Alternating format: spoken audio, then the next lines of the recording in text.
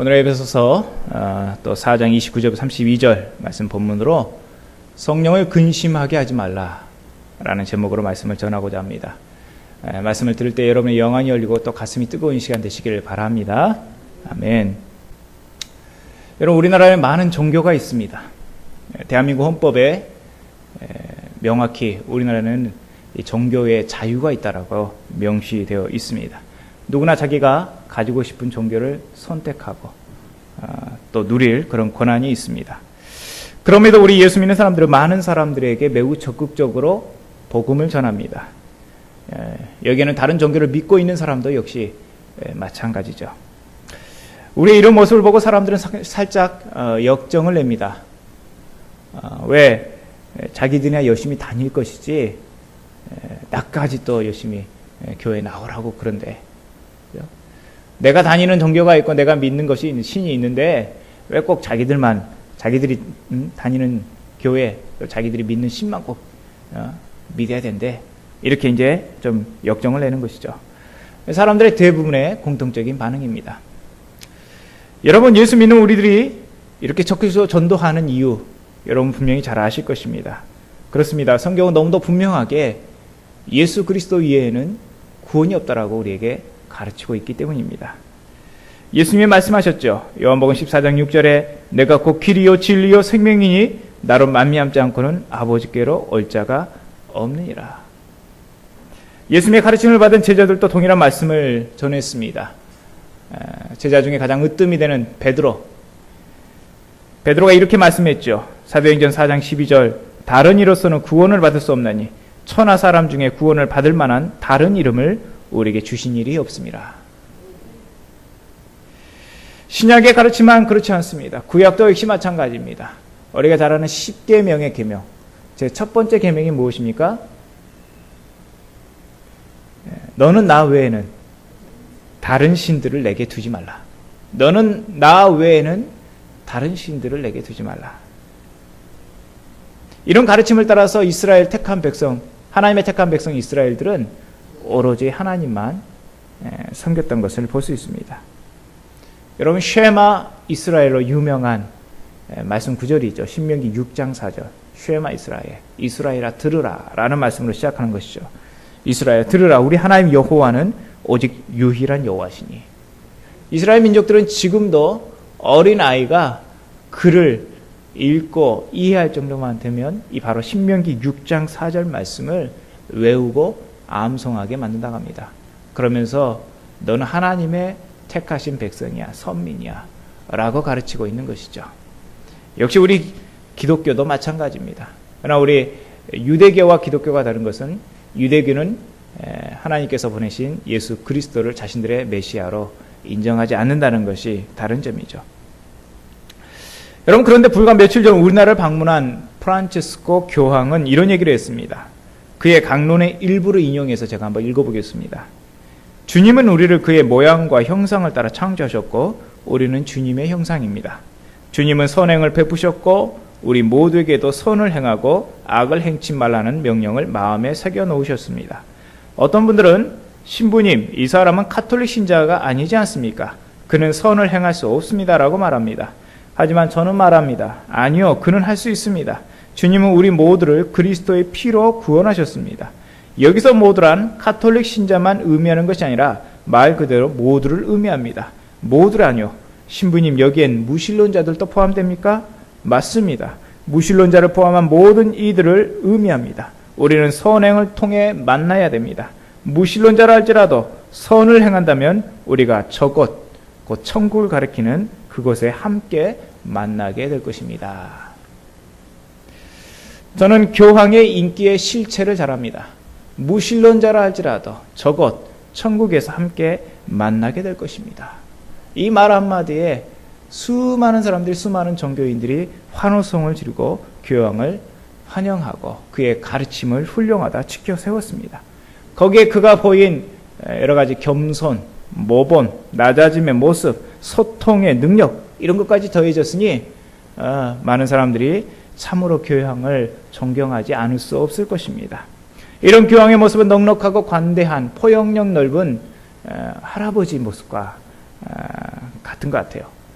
이래라 저래라 요구하지 않습니다. 그저 당신 하고 싶은 대로 열심히 해라. 그러다 보면 좋은 일 있을 것이다. 그저 선한 일 많이 해라. 이렇게 가르치는 것이죠.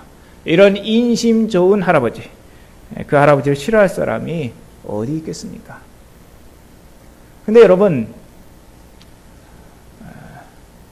우리가 믿고 따르는 진리의 실체는 무엇입니까? 무엇이 진리입니까? 하나님의 말씀, 진리의 말씀이 성경은 우리에게 무엇을 가르치고 있습니까? 교황이 말하는 것처럼 우리에게 말하고 있을까요? 제 의구심은 늘 여기에 맞춰져 있습니다. 그리고 여러분은 이미 앞에서 그 답을 얻으셨습니다. 여러분, 천주교가 얼마나 성경에서 벗어나 있는지 여러분은 잘 아실 것입니다. 예, 선을 행하십시오. 그러면 당신들도 구원을 받습니다. 이 말 한마디는 많은 사람들에게 인기 있는 말인지 모르겠지만, 그러나 성경에서는 너무나도 많이 벗어나 있다는 것이죠. 선을 행하면 무신론자라도 천국에 갈 수 있다고 가르치는 이 교황의 가르침을 우리가 생각해 보면서 성경대로 믿는 우리들과 다른 종교인들의 차이점이 무엇인가 한번 생각해 보고자 합니다. 여러분, 극명한 차이는 무엇입니까? 다른 종교인들은 무신론자도 포함될 수 있고, 여기에 여러분 기독교의 보험주 안에 있는 천주교도 포함됩니다. 다른 종교인들은 구원을 얻기 위해 선을 행하지만, 성경대로 믿는 우리들은 구원을 얻기 위해 선을 행하는 것입니다. 차이점을 아시겠습니까? 구원을 얻기 위해서 선을 행하느냐, 구원을 얻었기 때문에 선을 행하느냐. 성경은 이렇게 말합니다. 구원시켜 놓고 너는 선을 행하라, 선하게 살아라. 그러면서 우리에게 새 삶을 요구하는 것이죠. 여러분, 성경을 읽어보면 우리가 알겠지만은 너는 이렇게 살아야 돼, 이렇게 가르치기 이전에 우리에게 먼저 네가 어떻게 구원받았는지, 너는 이렇게 구원받았어 라는 것을 먼저 가르치는 것을 볼 수 있습니다. 우리가 지금 살펴보고 있는 에베소서 말씀도 마찬가지예요. 에베소 전반부의 말씀 무엇입니까? 우리가 어떻게 구원을 받았느냐, 하나님의 은혜로 우리가 어떻게 구원을 받았느냐, 허물과 죄로 죽었던 너희가 어떻게 다시 살리심을 받았느냐 라고 말씀한 이후에 이제 우리가 후반부에 살펴보는 것처럼 너희는 그러니 이렇게 사는 것이 마땅하다 라고 가르치는 것이죠. 여러분, 구원을 얻기 위해 선을 행하는 사람과 구원을 얻었기 때문에 선을 행하는 사람은 여러분 실패했을 때의 반응도 다릅니다. 구원을 얻기 위해 선을 행하는 사람은 어떻습니까? 실패하면, 죄를 지으면 마음속에 먼저 찾아오는 것이 뭐예요? 두려움이 찾아옵니다.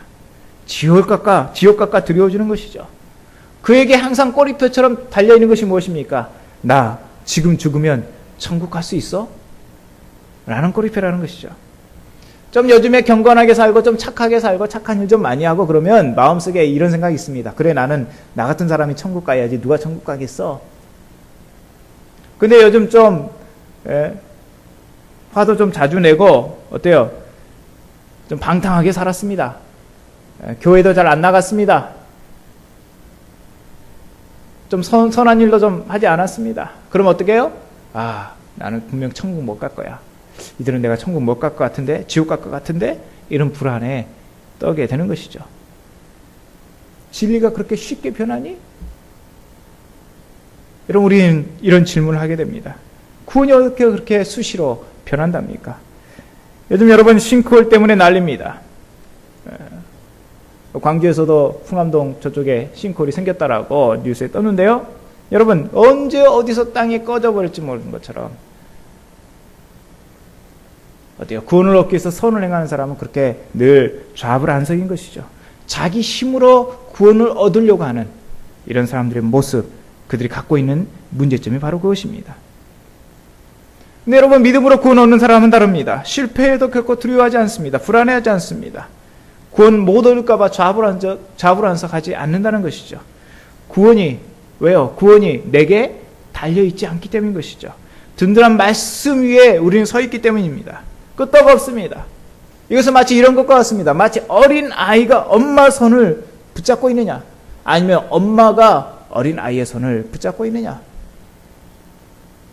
이거가 똑같은 이치인 것이죠. 어린아이 같은 내가 엄마를 붙잡고 있으면 뭐예요? 우리 어느 순간에 손을 놔버릴까 두렵기만 합니다. 그러나 엄마가 내 손을 붙잡고 있으면 든든한 것이죠. 여러분, 우리는 결코 불안해하거나 또 두려워하지 않습니다. 지옥 갈까봐, 천국 못 갈까봐 두려워하지 않습니다. 왜요? 우리는 믿음으로, 은혜로 구원받기 때문인 것이죠. 다만 우리가 제대로 살지 못하면 어때요? 죄스러울 뿐인 것이죠. 부끄러울 뿐인 것입니다. 처방은 간단합니다. 제대로 살려고 노력하면 되는 것입니다. 말씀대로 붙들려 살려고 노력하면 되는 것이죠. 우리는 그런 것 때문에 우리의 구원의 문제가, 우리 구원의 문제를 다시 한번 생각해야 되는 그런 수준에까지는 이르지 않는 것이죠. 여러분, 집에서도 자식이 잘못하면 무작정 나무라는 것은 아닙니다. 무슨 잘못한 있으면 어때요? 맛있는 거 사주면서 달래야지, 대놓고 나무라면 요즘 애들은 다 어디 가버려요? 다 집 나가버리니까 여러분 조심해야 됩니다. 하나님도 마찬가지입니다. 우리를 구원시켜 놓고 어떻게 해요? 네가 새 삶을 살아라 라고 우리에게 가르쳐주고 있다는 것이죠. 그러나 여기서 우리가 한 가지 명심해야 할 것이 있습니다. 주님의 요구가 그렇게 가볍지 않다는 것이죠. 우리는 이 점을 꼭 생각해야 됩니다. 이 말은 무슨 말입니까? 어찌하든지 구원 얻기 위해서 선을 행하려고 갖은 노력을 기울이는 사람들보다 구원시켜 놓고 선을 행하라고 말씀하는, 그래서 우리가 선을 위해서 노력해야 되는 그 노력이 결코 작지 않다는 것입니다. 오히려 더 무겁다는 것이죠. 왜입니까? 나 같은 죄인을 아무 공로 없이 구원해 주셨으니까 여러분, 그 은혜를 생각하고 그 은혜에 보답하려고 우리가 살아간다면 우리는 결코 게으를 수가 없는 것이죠. 부지런해야 되는 것입니다. 부지런히 선을 행해야 되는 것입니다. 부지런히 선을 행하려는 그 동기가 바로 여기서 나오는 거예요. 그 은혜에 감사하여 그 은혜의 기쁨으로, 즐거움으로 선을 행하는 것입니다. 바로 이것인 것이죠. 우리는 지금 하나님의 말씀을 살펴보면서 우리가 구원받았으니까 이렇게 살아야 한다라는 가르침의 일부를 살펴보고 있습니다. 이미 우리는 거짓과 분냄, 도둑질에 관한 말씀들을 살펴보았습니다. 그리고 오늘은 말에 대한 가르침 살펴보고자 합니다. 그 말에 대한 가르침을 중심으로 해서 우리가 실천해야 할 몇몇 교훈들을 이제 살펴보기를 원합니다. 오늘 우리가 읽은 본문의 전체적인 흐름들 한번 살펴보기 원하는데요. 29절에 보니까 더러운 말을 하지 말라. 그리고 덕 있는 말을 해라. 선한 말을 해라. 라고 말씀합니다. 그리고 30절에서는 성령을 근심하게 하지 말라. 31절에서는 그동안 우리가 살펴봤던 내용들을 다시 한번 언급합니다. 그러면서 이런 악한 것들 너희가 다 버려야 한다라고 말씀합니다. 마지막 32절에서는 친절과 자비, 용서에 대한 가르침을 우리에게 주고 있습니다. 이미 우리는 여러 가지 악한 것들에 대해서 앞에서 살펴보았습니다. 오늘은 좀 말에 대한 말씀에 대해 포커스 맞춰서 살펴보기를 원합니다. 여러분, 하나님께서 사람을 만드실 때 참 오밀조밀하게 만드셨습니다. 그런데 눈과 귀는 2개요, 코와 입은 1개만 만드셨습니다. 참 이것을 생각하면 하나님은 필요와 절제의 미를 아셨다. 필요와 절제의 미를 하셨다. 우리 하나님은 과하지도 않고 또 부족하지도 않으셨고 꼭 필요한 대로 만드셨다라는 것입니다. 하나님께서 여러분을 꼭 필요한 대로 만드신 줄로 믿습니다. 예. 여러분, 만일 눈이 하나였다고 생각해 보십시오. 그 한 눈 가지고 계속 나를 째려본다고 하십시오. 기분이 좋겠습니까? 나쁘겠습니까? 나쁘죠. 왜 하나님이 2눈을 주셨습니까? 하나 가지고 뭐예요? 하나만 바라보지 말라는 거예요. 2눈 가지고 어떻게 해요? 여러 가지 것들을 같이 보라는 것이죠. 우리가 편견을 갖지 말라는 것입니다. 한쪽으로 치우치지 말라고 우리에게 한 눈을 주신 것이죠. 귀도 꼭 하나님께서 2개를 주셨습니다. 여러분, 하나님께서 귀를 하나를 주셨다면 어디에다 귀를 붙여야 될까요? 코 앞에다 붙여야 될까요? 뒤통수에 붙여야 될까요? 제가 좀 상상해 보니까 상상이 잘 안 가요. 다 귀는 이 위치에다 딱 붙여야 돼요. 정확합니다. 하나님께서 왜 귀를 2개 만드셨습니까? 잘 들으라고. 양쪽으로 귀를 만드셔서 어떻게 해요? 이쪽의 얘기도 듣고 저쪽의 얘기도 들으라는 거예요. 한쪽 말만 듣지 말라는 거예요. 양쪽을 다 들어서 잘 분별하여 균형 감각을 유지하라고 이렇게 말씀하셨습니다. 반대로 하나님은 입을 두 개 만드시지 않으시고 하나를 만드셨습니다. 한 입 가지고 두말하지 말라는 거예요. 두 개의 귀를 갖고 많이 경청해하는 대신에 입은 하나이니까 꼭 필요한 말만 조심해서 하라는 것입니다. 여러분 한번 생각해 보세요. 한 입 가지고도 이렇게 말이 많은데 입이 두 개, 세 개 된다면 여러분 살 수 있겠습니까? 귀에다가 귀마개를 하고 살아야지 얼마나 시끌벅적하겠습니까? 한 입 가지고도 딴 말하는 사람들이 이렇게 많은데 여러분 입이 두 개, 세 개면은 우리는 아마 미쳐버릴지도 모르겠습니다. 딱 하나님이 필요한 만큼만 우리에게 주신 것입니다. 말은 하나님께서 주신 선물입니다. 인간은 이런 부분에 있어서 꼭 하나님을 닮았습니다. 성경을 보십시오. 하나님은 늘 말씀하시는 하나님이라고 표현하고 있습니다. 또 하나님은 뭐예요? 우리에게 말씀을 걸어오시는 분이세요. 그러면 우리는 어떻게 반응해야 됩니까? 하나님의 그 말씀에 말로서 반응하는 것입니다. 여기서 말은 대화의 도구가 되는 것이죠. 동시에 인격의 통로가 되는 것입니다. 말을 통해서 그 인격이 흘러가는 것입니다. 말을 통해서 어떻게 해요? 인격과 인격이 서로 만나게 되는 것이죠. 여러분, 주인이 종에게 말을 걸어오는 법은 없습니다. 주인은 종에게 명령을 내립니다. 대화를 요구하지 않습니다. 여러분 반대로요. 역시 종도 주인의 명령을 듣고 복종할 뿐이지 어떻게 해요? 주인에게 대화를 요청하지는 않습니다. 그래서 주인과 종의 관계에 있어서는 대화가 되지 않고 인격적인 만남이 이루어지지 않는 것입니다. 그러나 하나님은 다른 것이죠. 하나님은 우리를 창조하셨고 우리는 그의 피조물입니다. 엄밀히 말하면 주인과 종의 관계이지만 하나님은 거기에 우리가 머물러 있기를 원하지 않으셨습니다. 거기에 만족하기를 원하지 않으셨습니다. 그분은 우리를 자신의 형상을 닮은 존재로 만드셨습니다. 자신의 형상을 닮은 존재로. 다른 말로 말하면 뭐예요? 우리에게 말씀을 걸어오신 분이시고 우리는 그 하나님께 말로써 어떻게 반응해야 할 존재예요. 대화하는 존재로 만드셨습니다. 인격적인 대면의 존재로 우리를 만드셨습니다. 그러므로 여러분 말을 할 수 있는 존재는 인간이 유일한 것입니다. 개는 멍멍 짖습니다. 고양이는 야옹, 돼지는 꿀꿀, 양은 매 울립니다. 그러나 우리는 그것을 말이라고 생각하지 않습니다. 간혹 개나 고양이와 이런 동물들과 대화를 나눈다는 사람이 있는데 그런 사람들은 여러분 나주에 잘 데려다 주십시오. 잘 보살펴줘야 됩니다. 우리는 개나 고양이와 함께 대화를 나누는 게 아니고 교감을 나눌 뿐이죠. 친밀감을 나누는 것입니다. 애정을 나누는 거예요. 이런 어떤 감정적인 교감을 나누지 대화를 하는 것은 아닙니다. 말은 하나님이 주신 선물이요. 대화의 수단이며 인격의 통로입니다.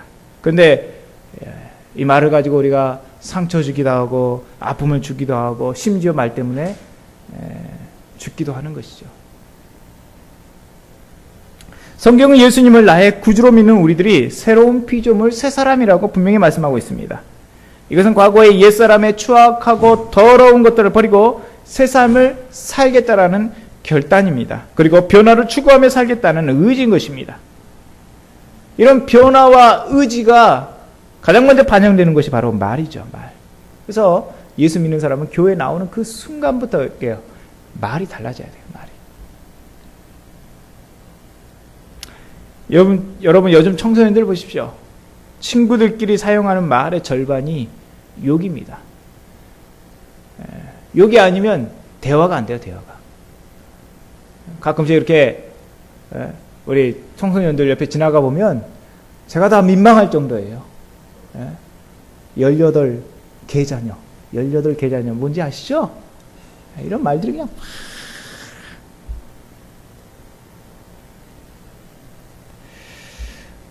물론 우리 청소년들이 왜 그렇게 하는지 어느 정도 짐작이 됩니다. 욕을 통해서 자신의 스트레스도 발산해내고 어떻게 보면 욕은 어떤 반항 문화의 상징이도 모르겠습니다. 저도 청소년 시절에 제가 욕을 하고 다녔다는 말이 아니고 우리 같은 또래들 늘 그랬습니다. 그렇죠? 여러분도 아마 그러셨을 것입니다. 그러나 그 정도로 귀엽게 봐주기에는 너무 심각하다는 데 문제가 있죠. 제가 교회에서 중등부, 고등부 아이들을 지도한 적이 있었습니다. 아이들이 학교에서는 몰라도 교회에서만큼은 욕을 못하지 않습니까? 근데 제가 보니까요, 그것 때문에 스트레스 받는 애들이 있어요. 그것 때문에 교회 안 나오는 애들이 있어요. 욕을 좀 이렇게 시원스럽게 해내야 되는데, 교회 오면 못 하잖아요. 목사님 계시, 선생님 계시, 친구들. 그러니까 이것 때문에 스트레스 받는 거야. 그러니까, 아유, 목사님, 난 교회 안 나가랍니다. 뭐 이런 애들이 있어요. 그런 애들은 욕을, 시편 23편 1절을 다시 써야 되겠죠. 욕은 나의 목자시니 내게 부족함이 없으리로다. 뭐 그렇게 써야 할지 모르겠습니다. 여러분, 그러나 우리가 예수 믿으면 반드시 거쳐야 할 과정이 바로 언어 습관입니다. 말이 바뀌어야 되는 것입니다. 본문 29절 어떻게 말씀합니까? 무릇 더러운 말은 너희 입 밖에도 내지 말고 오직 덕을 세우는데 소용되는 말로 선한 말을 하여 듣는 자들에게 은혜를 끼치게 하라. 더러운 말하고 있는데 헬라어 사프로스라는 단어가 사용되고 있습니다. 더럽다는 말인데요, 이 말은 썩은 나무, 썩은 열매에 대해서 사용하는 단어입니다. 그러니까 더럽다는 말은 뭐예요? 썩은 말이고 필연적으로 뭐예요? 썩은 열매를 맺게 되어 있는 것이죠. 여러분, 나무 심을 때는 우리는 어때요? 탐스럽고 먹음직한 열매를 바라는데 거기에서 썩은 열매가 나오니 이게 말이 안 되는 것이죠. 우리 하나님도 마찬가지입니다. 우리를 자신의 형상대로 창조하실 때는 우리에게 좋은 열매를 바라시는 것입니다. 그런데 타락하고 부패한 인간들은 뭐예요? 좋은 열매가 아니고 썩은 냄새나는 열매 생산을 내고 있으니 우리 주님이 얼마나 답답하시겠습니까? 우리가 예수 믿는 사람이라는 하나의 증거는 무엇입니까? 그것은 더러운 말을 입 밖에 내지 않는 것입니다. 그 말을 그치고 어때요? 덕을 세우는 말, 선한 말을 하는 것입니다. 그렇게 해서 듣는 사람하고 뭐예요? 은혜를 끼치게 하는 것이죠. 우리 늘 많은 사람을 만나고 많은 말을 하며 살아갑니다. 근데 우리가 늘 경험하는 바는 무엇입니까? 어떤 사람이 모임에 있으면 그 모임의 분위기는 좋습니다. 화기애애하고 사람들도 매우 긍정적입니다. 그러나 어떤 사람이 그 모임에 있으면 그 모임은 찬바람이 생생 붑니다. 잘 되던 모임도 서로 트러블이 생기기 시작합니다. 서로 얼굴을 붉히고 마음이 상하기 시작합니다. 말 때문인 것이죠. 교회 안에서 언제나 분쟁의 씨앗은 이런 작은 말실수에서 비롯된다는 거 우리가 명심해야 됩니다. 잠언 12장 18절은 지혜로운 자와 어리석은 자의 말을 잘 대조하고 있습니다. 칼로 찌른같이 함부로 말하는 자가 있거니와 지혜로운 자의 혀는 양약과 같으니라. 야고보 장로도 역시 야고보서 3장 6절에서 말이 엄청난 권세를 가지고 있다라고 말씀하고 있습니다. 혀는 곧 불이요 불의의 세계라. 혀는 우리 지체 중에서 온 몸을 더럽히고 삶의 수레바퀴를 불사르나니 그 사르는 것이 지옥불에서 나느니라. 말의 권세는 마치 지옥불에서 나오는 것 불처럼 어떻게 해요? 우리 몸에 온 몸을 불사른다 라고 말씀하고 있습니다. 그래서 우리 예수님은요, 심판날에 자신의 부주의한 말 때문에 책임을 져야 할 것이라고 말씀합니다. 마태복음 12장 36절 37절 내가 너희에게 이르노니 사람이 무슨 무익한 말을 하거든 심판날에 이에 대하여 심판을 받으리니 내 말로 의롭다움을 받고 내 말로 정죄함을 받으리라. 내 말로 의롭다움을 받고 내 말로 정죄함을 받으리라. 여러분, 그러므로 누가 온전한 사람입니까? 누가 성숙한 사람입니까? 말실수가 없는 사람이에요. 실수가 없는 사람은 이 세상에 뭐 없을 수 없겠지만은요, 여러분. 그렇기 때문에 우리는 늘 조신하고 또 조신해야 되는 것이죠. 이런 자가 온전한 자요, 성숙한 자라고 말하고 있는 것입니다. 여러분, 우리는 왜 악행들을 그치고 왜 우리는 말에 대해서도 늘 조심해야 되는 것일까요? 왜냐하면 우리가 하는 모든 행동의 이면에는 인격적인 존재들이 활동하고 있기 때문입니다. 여러분 27절 보세요. 우리가 더러운 말이나 거짓이나 분노나 도둑질 같은 이런 악행들을 할 때에 누가 틈을 타요? 마귀가 틈을 탄다라고 말합니다. 마귀에게 틈을 주는 것이라고 말합니다. 물론 마귀는 이런 틈을 만들어내는 생산자일 뿐만 아니라 어떻게 해요? 그 틈을 통해서 들어와서 그 틈을 더 크게 벌리는 자입니다.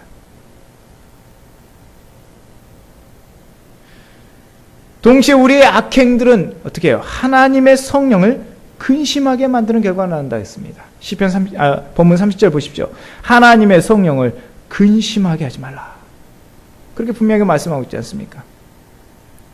여러분, 성령께서 근심하신다. 그러니까 여러분 얼른 이해가 안 가실 것입니다. 하나님이 근심하셔? 하나님이 어떻게 사람하고 똑같아? 삼위일체 하나님 중 제3위인 성령 하나님, 그 성령 하나님, 하나님의 영이십니다. 그런데 이 성령 하나님은 매우 독특한 분이라고 성경은 말씀합니다. 그분은 진리의 영이시기 때문에 의지를 가지고 진리를 가르치시고 우리가 옳은 길로 행하도록 계획하시고 인도하신 분이라 말씀합니다. 또 그분은 위로의 영이십니다. 그래서 우리의 연약함을 도우시고 우리를 위해서 말할 수 없는 탄식으로 친히 간구하신 분이라 말씀합니다. 또 오늘 말씀에서도 그분은 거룩한 영이시기 때문에 거룩하지 않는 것들 때문에 그분은 어떻게 해요? 마음 상해하시고 근심하신다 라고 말씀합니다. 성령은 그런 분입니다. 성령은 인격의 하나님이기 때문에 그와 같은 아픔도 근심도 가지신 분이시죠. 우리가 예수 그리스도를 나의 구주, 나의 하나님을 믿을 때 어떤 일이 일어납니까? 성령이 내 안에 들어오신다고 말씀합니다. 성령이 내 안에 들어오셔서 사시는 거예요. 이것을 내주라고 그럽니다. 내 안에 들어오셔서 사시는 것입니다. 이것은 오늘 본문의 30절의 표현으로 빌리자면 인치신다는 거예요. 인치신다. 도장 찍어버린다는 거예요. 우리가 집을 사려면 계약서를 작성하지 않습니까? 근데 아무리 잘 써도 뭐예요?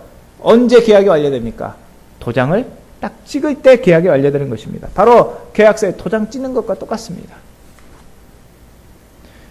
그 도장은 곧 소유권을 인정해 주는 것이죠. 그래서 성령이 우리 안에 들어오시면서 우리를 인치신다는 건 뭐예요? 누구가 하나님의 소유라는 것을 도장을 찍어버리는 거예요. 언제까지 유효합니까? 오늘 본문 보니까 구원의 날까지 인치셨다. 구원의 날까지예요. 그러니까 우리의 구원이란 건 뭐예요? 성령께서 내 안에 들어오심으로써 인치시는 도장 찍어버리는 하나님의 소유라고 도장 찍어버리는 그때부터 언제까지? 구원의 날까지 계속되는 거예요.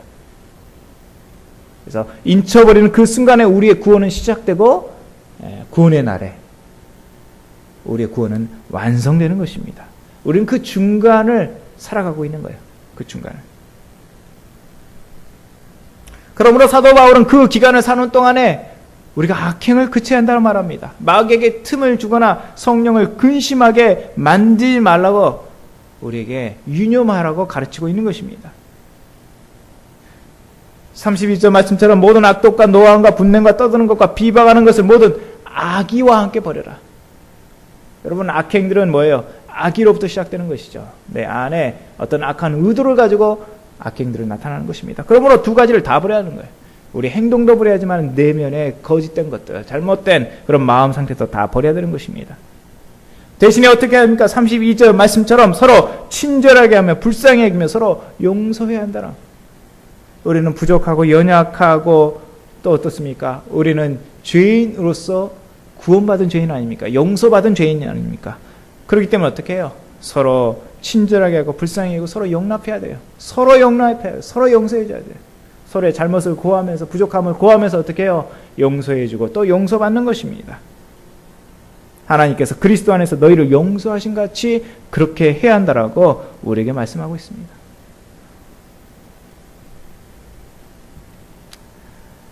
확실히 우리는 외모 지상주의의 시대에 살고 있습니다. 며칠 전 제가 신문을 보니까요, 우리나라에 시행되는 성형수술의 종류만도 130여 개가 넘는답니다. 무슨 성형수술이 그렇게 많은지 몰라요. 여러분, 이렇게 눈꺼풀에 층개내는 거 아시죠? 한 단계 이렇게 층개내는 거. 예. 그 종류만도, 눈에다 하는 그 시술만도 7종류가 넘는다고 그래요. 어떻게 하는지 모르겠어요.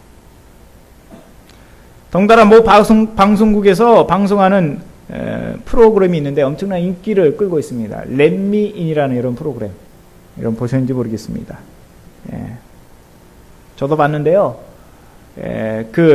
어떻습니까? 좀 자신의 좀 외모 컴플렉스 이런 것 때문에 어떻게 해요? 사회생활하거나 대인관계 하는데 어려움을 겪는 사람들, 그 사람들이 이렇게 아주 성형을 통해서 새 인생을 찾아준다는 그런 어떻게 보면 좀 건전한 건전하다는 의미가 여러 가지로 해석될 수 있겠지만 그런 프로그램입니다. 제가 보니까요, 얼마나 바뀌어버렸는지 거의 하나님 수준이에요. 예. 하나님 우리를 새롭게 빚으라는 것, 그 이상으로 그냥 만들어버리더라고요. 자기 자신도 놀래요. 예. 근데 제가 좀 웃긴 장면을 봤어요. 성령한 후에 자기 젖먹이 얘기, 조그만 꼬마 얘기를 딱 안 하는데 얘기가 엄마를 몰라보는 거야. 울어. 엄마 어디 갔냐고 울어.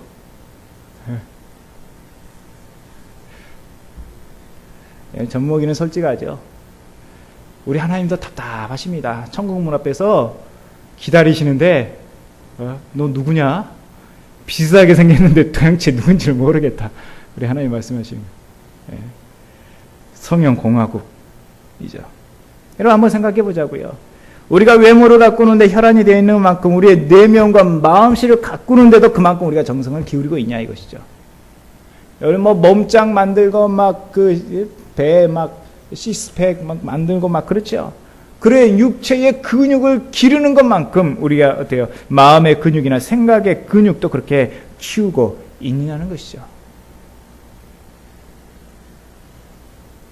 우리가 이 부분을 한번 깊이 생각해 볼 필요가 있는 것입니다.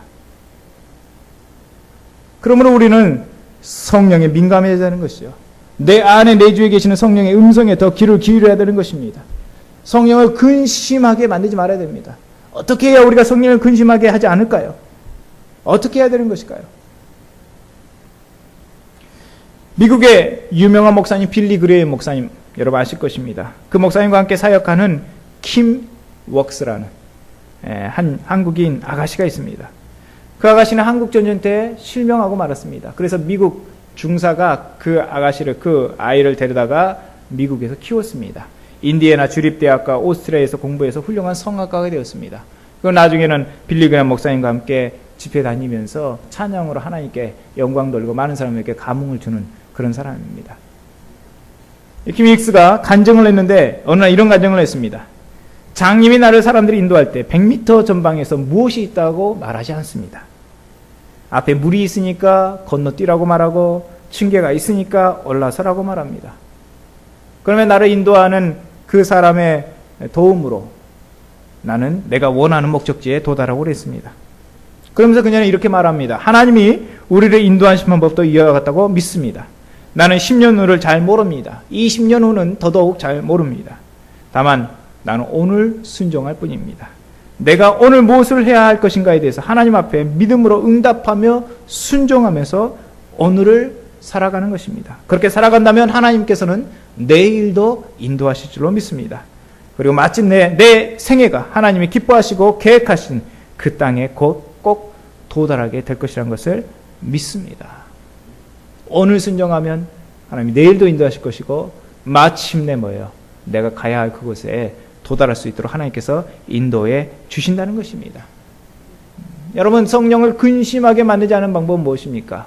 그것은 우리가 악행을 그치는 것입니다. 그러나 그것에서 머물지 않지요. 우리는 어떻게 해요? 매일 더 성령에 민감하게 사는 것입니다. 내 안에 내주에 계신 그 성령의 인도하심을 따라 살아가는 것입니다. 지속적으로 옛사람을 벗어버리고 새사람을 입는 것입니다. 악행을 그치며 버리면서 친절과 긍휼과 용서를 날마다 실천하며 사는 것입니다. 말씀이 내 앞을 인도하도록 성령께서 내 앞을 인도하도록 멀리가 아니죠. 바로 내 앞에 인도하도록 내 앞에 한 걸음 한 걸음 나가는 것은 누구나 할 수 있습니다. 그렇죠? 10걸음을 뛰어가면 다 어려워합니다. 그러나 한 걸음은 누구나 쉽습니다. 그래서 한 걸음 한 걸음 날마다 한 걸음 한 걸음 그렇게 살아가는 것이죠. 특히 오늘 말씀한 것처럼 하나님의 선물인 말을 조심하고 덕을 세우는 말, 소용되는 말, 선한 말을 해서 사람들에게 은혜를 끼치하는 것입니다. 여러분 자신을 되돌아보십시오. 내가 있으면 사람들이 즐거워하고 기뻐하고 사람들이 긍정적으로 변하고 환하게 변하는가? 마음이 답답한 사람도 내가 있으면 다시 즐거워지고 힘을 얻는가? 아니면 내가 있으면 사람들이 잘 지내다가도 서로 티격태격 싸우고 분쟁이 일어나고 어려움이 닥치고 그래서 모임이 막 깨지기 시작하고 갈라서기 시작하고 이러는가? 여러분 자신을 한번 살펴보면 잘 아실 것입니다. 우리는 성령의 탄식 소리, 성령의 근심 소리를 들어야 할 줄로 믿습니다. 내 안에서 지금도 성령께서는 나로 인해서 탄식하시고 나로 인해서 근심하시는 것입니다. 성령께서 내 안에 내주하시면서 사시는 이유가 무엇입니까? 나를 거룩한 사람으로, 하나님의 사람으로 빚어가기 위해서 내 안에 계신 거 아니겠습니까? 내가 그 하나님의 부르심에 순종하지 못하면 어떻게 해요? 내 안에서 탄식 소리, 근심 소리가 울려 퍼진다는 거예요. 여러분 곰곰이 귀를 보시기 바랍니다. 이제 우리가 할 일은 무엇입니까? 이 근심을 그치게 하고 탄식을 그치게 하고 어떻게 해요? 성령께서 기뻐하시고 즐거워하시고 웃으시는 그것을, 그 일을 우리가 해드리는 것입니다. 바로 그것이죠. 오늘 말씀을 기억하면서 우리가 여러 부분에 있어서 악행을 그치고 새 사람의 아름다운 모습으로 살아가므로 성령의 탄식 소리, 근심 소리를 기쁨 소리로, 즐거운 소리로 바꾸시는 저와 여러분 되기를 주님의 이름으로 축원합니다. 아멘. 기도하시겠습니다. 오늘 말씀 한번 생각하면서 기도하시길 바랍니다. 얼마나 많은 말 때문에 우리가 상처 있고 어려움을 당하고 있는지, 우리는 상처 주기도 하고 또 상처 받기도 합니다. 우리 자신들 한번 되돌아보면서 하나님, 내 입술을 붙들어 주시옵소서. 더 이상 이제 성령을 근심하게 하는 사람이 아니고 성령께 기쁨을 드리는 사람 되게 하여 주시옵소서. 우리 한번 기도하겠습니다.